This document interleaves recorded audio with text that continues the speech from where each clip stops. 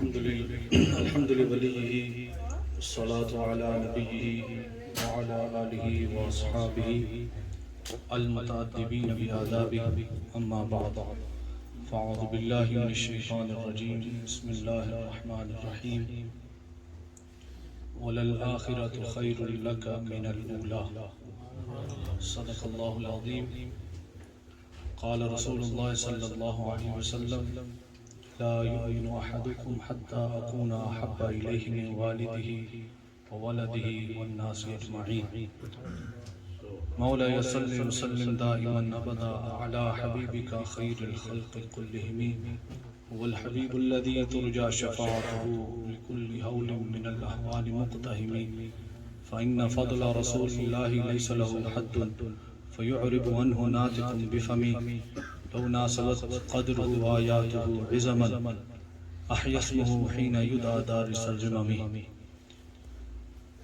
Respected scholars, especially our chief guest for tonight, Qibla Khatibul Asr, and my respected brothers, Assalamu alaikum wa rahmatullahi wa barakatuh. Respected brothers, like Qibla Hazari Sahib said earlier, that to speak in the presence of Khatibul Asr is no doubt a challenge. But inshallah, for the youngsters, just a quick message in regards to the character of Rasulullah sallallahu alaihi wasallam.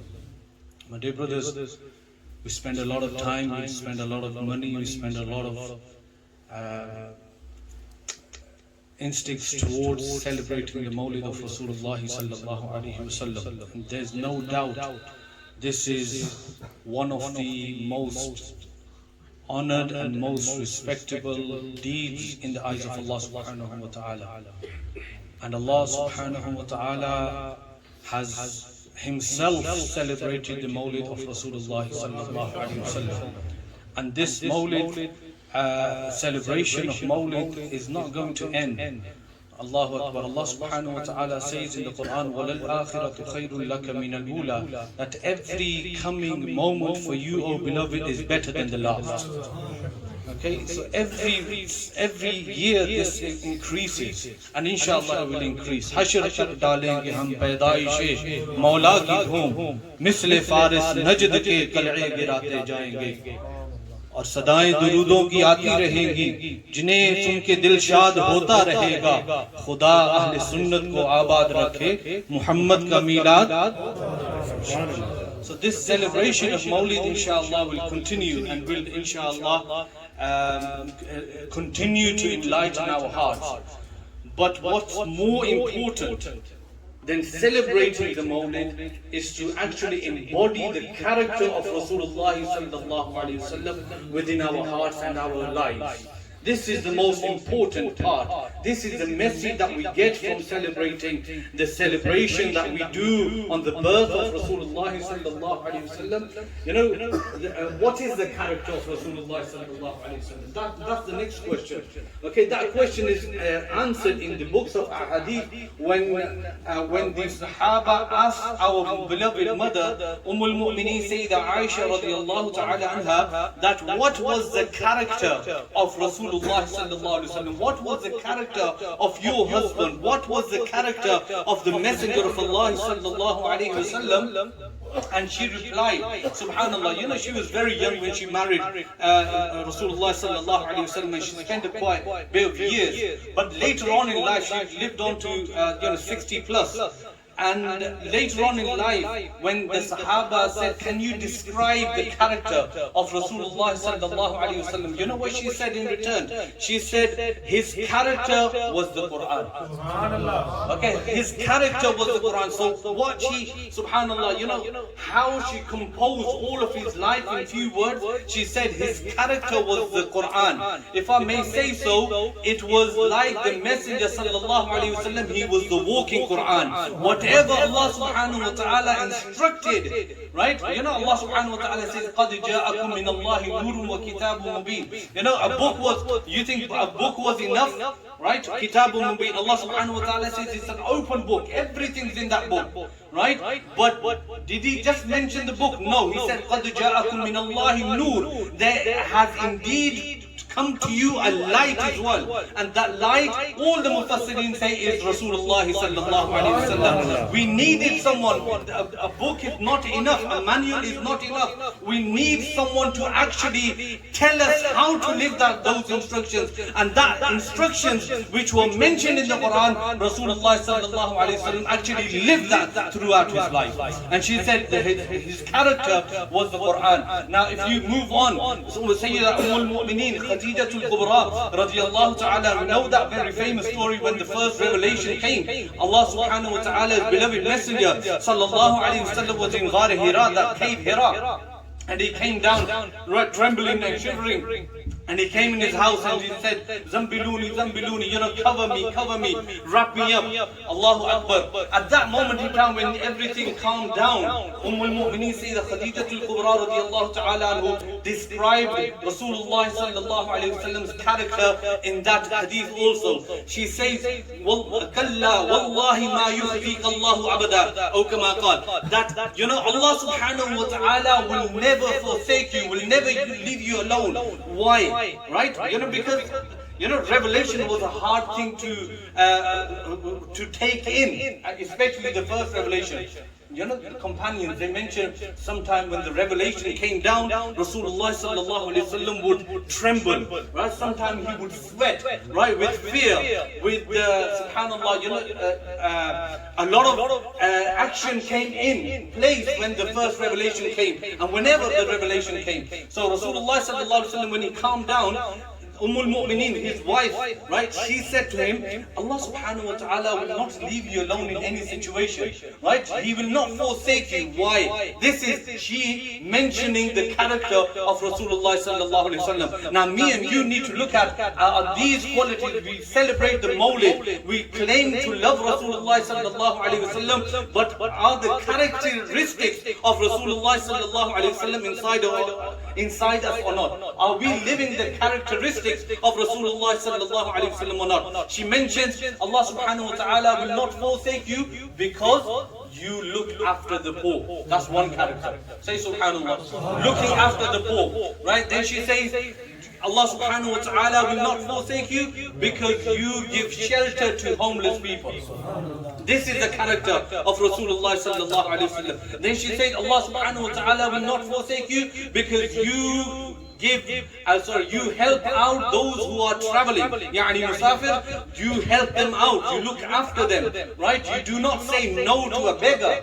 These are the characteristics of Rasulullah sallallahu alayhi wa sallam, which me and you need to have a look at, and we need to teach our children, and we need to embed these characteristics in ourselves, in our future generations. You know, it is very easy, you know, especially in this country that we live in. Subhanallah, you know, a 4-year-old, a 6-year-old and a 3-year-old, they know that Superman can fly, Spider-Man can crawl up the wall, okay, because these are the things that are in front of them, right?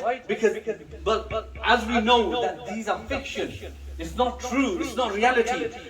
When these children are learning that Spider-Man, subhanallah, can crawl up the wall and Superman can fly, why can't we embed that Rasulullah sallallahu alayhi wa sallam on the night of Miraj crossed the 7 heavens, crossed Sidratul Muntaha, crossed Jannat, alright, enter Jannat and in the presence of divine Allah subhanahu wa ta'ala? Why can't we embed that into the minds of our children? Right? And that's not fiction, that's reality.